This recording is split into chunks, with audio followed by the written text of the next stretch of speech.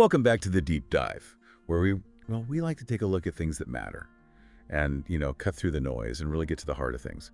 So today we're going to be talking about a story that's, thousands of years old. The story of the golden calf.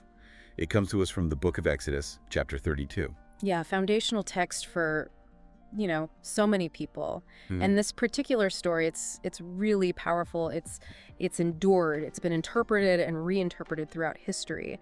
And what we're going to do today is we're going to try to understand it, not from a theological perspective, but really just sort of, like what happened, what were the motivations, and what are the consequences of this really pivotal story. Okay, so the setting. So we've got Moses. He's been up on Mount Sinai for a while now, getting those instructions from God. Right.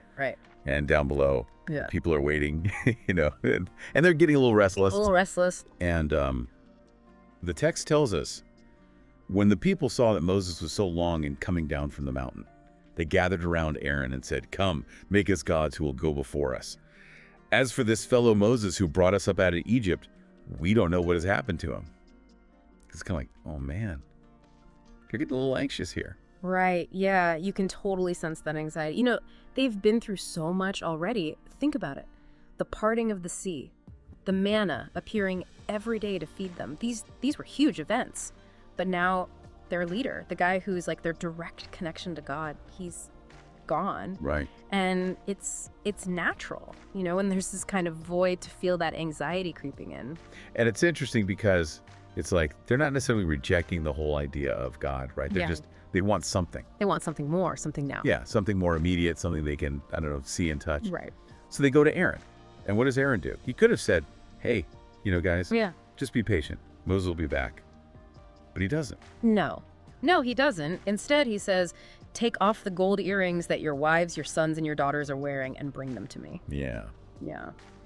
What's going on there? Was he trying to stall? Was he just overwhelmed by the pressure? Or did he genuinely think, maybe he could control the situation? Well, I think it's hard to know for sure, right?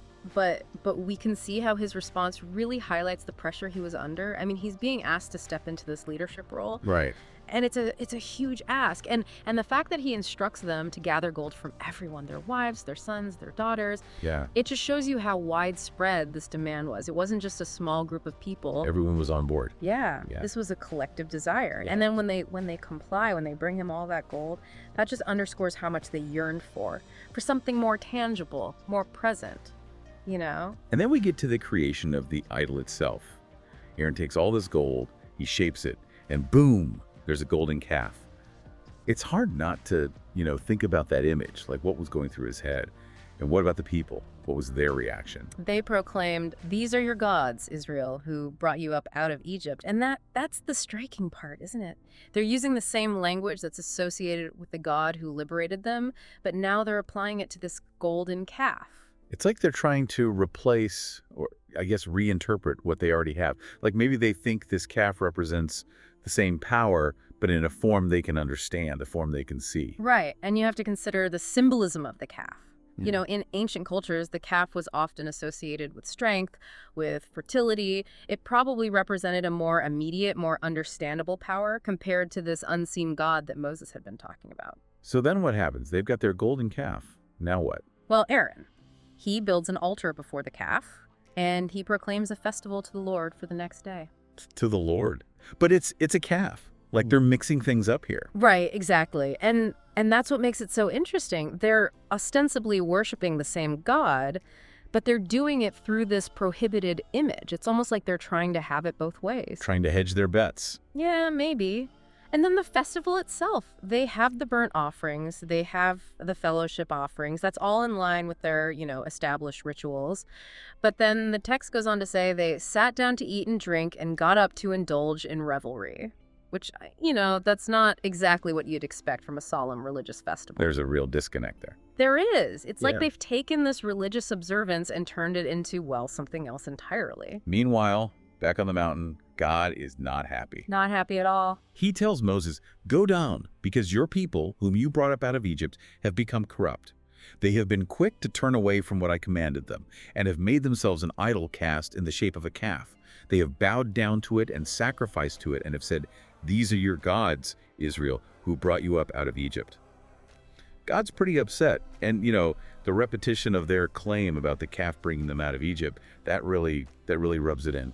Absolutely. And it's not just the action, it's the speed with which they turned away. God even calls them stiff-necked, which, that's not a compliment. It shows how frustrated he is with their stubbornness. So what does God want to do? Well, initially, he says he wants to destroy them and start over with Moses, like wipe the slate clean and build a whole new nation. It really emphasizes how seriously he's taking this betrayal. That's pretty intense. But Moses, he doesn't just stand there. He pleads with God. He reminds God of the Exodus. He says, why should the Egyptians say it was with evil intent that he brought them out, to kill them in the mountains and to wipe them from the face of the earth? Like, think about your reputation, God. Right. It's amazing. He's basically appealing to God's sense of justice, his sense of fairness. He's saying, look, you brought them out of Egypt with all this power. Don't let the Egyptians think you're going back on your word. And then he goes even further. He reminds God of the covenant, the promise he made to Abraham, Isaac, and Israel. He's basically saying, God, you made a commitment. You have to honor that. And it works. God listens. He relents. Right. He says he won't destroy them. It's incredible how Moses steps up as this intercessor. It really is. It shows the power of standing up for what's right. And it also shows the power of reminding even the highest authority of their commitments. So what happens next? Moses comes down the mountain carrying those 2 tablets of the covenant law, the ones inscribed by God himself. And as he's getting closer, Joshua, he hears all this noise from the camp and he thinks, oh, it must be a battle. But Moses, he's like, no, that's the sound of singing. And then he sees it. The golden calf, or all the people dancing around it. And Moses, he's furious. He throws those tablets down. They shatter at the foot of the mountain. It's just, wow, it's such a powerful image. Yeah, it's like this physical manifestation of the broken covenant, the agreement between God and the people. It's just been shattered. Yeah. And, Joshua's mistake about the noise, it kind of shows how easy it is to misinterpret things when we're in a state of anxiety or anticipation. So Moses smashes those tablets. Is that it? Oh, no, he doesn't stop there. He takes the golden calf, throws it into the fire, melts it down, grinds it into powder, scatters it on the water, and then makes the Israelites drink it. Talk about dramatic. Wow. I mean, that's a pretty vivid image. What was he trying to accomplish? It's a symbolic act, for sure. By burning it, grinding it into powder, he completely destroys its physical form. It's like he's saying, this calf has no power, it's nothing. Right. And then making them drink it, that forces them to confront their sin directly. Like, you created this, now you have to consume it, deal with the consequences. So he's making them face their actions. But then he has to confront Aaron. What happens there? Well, he says, what did these people do to you that you led them into such great sin? And Aaron's response, it's kind of classic. He tries to shift the blame. He says, you know how prone these people are to evil. They said to me, make us gods who will go before us. So I told them, whoever has any gold jewelry, take it off. Then they gave me the gold and I threw it into the fire and out came this calf. It's like he's saying, it's not my fault. The calf just appeared. But we know that's not what happened. Exactly. He's trying to downplay his role, portray himself as just a passive observer, not the one who actually fashioned the calf. And I guess this really shows how people in positions of leadership can sometimes, maybe even without realizing it, avoid responsibility. Absolutely. It's a very human reaction. But Moses, he sees what's happening. He sees the people running wild. He knows Aaron isn't really in control. So he takes charge. He calls out, whoever is for the Lord, come to me. And the Levites, they answer his call. And what happens next is, it's one of the most difficult parts of the story to grapple with. Moses, he orders the Levites to go through the camp and kill those who were involved in the worship of the golden calf, even their own families. And, thousands of people die. It's brutal. Yeah, it's really hard to wrap your head around that kind of violence. What's the significance of this? Why is it such a crucial part of the story? It shows the gravity of the situation. The violation of the covenant was so serious in God's eyes that there had to be consequences, and it highlights the Levites' absolute obedience to God. They put their loyalty to God above everything else, even their own families. And in a way, it sort of sets them apart. They become set apart to the Lord, as the text says. It's a pivotal moment for the Levites. It shapes their role in the community going forward. But despite everything that's happened, Moses still goes back to God to plead for his people. He does. He goes back and he says, but now, please forgive their sin, but if not, then blot me out of the book you have written. He's willing to sacrifice himself for them. And what does God say? Whoever has sinned against me, I will blot out of my book.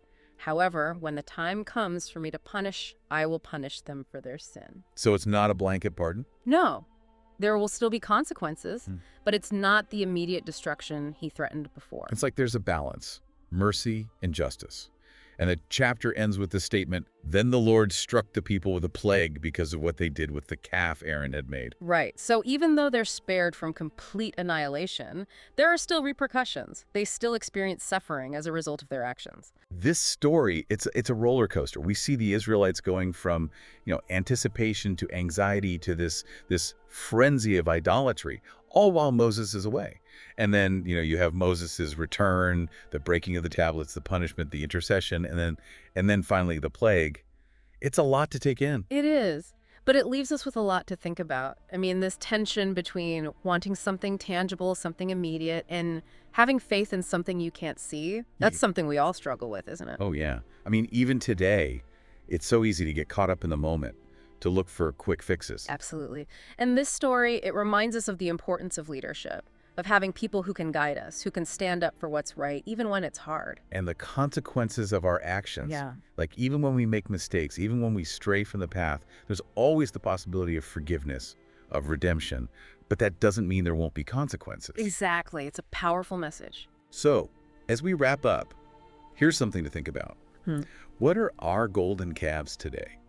Those things that we put our faith in, those things that we maybe even worship, even though they might not be the best for us. Right. What are the things that we allow to distract us from what truly matters? It's a question worth pondering. Thanks for joining us for this deep dive into the golden calf. We'll see you next time.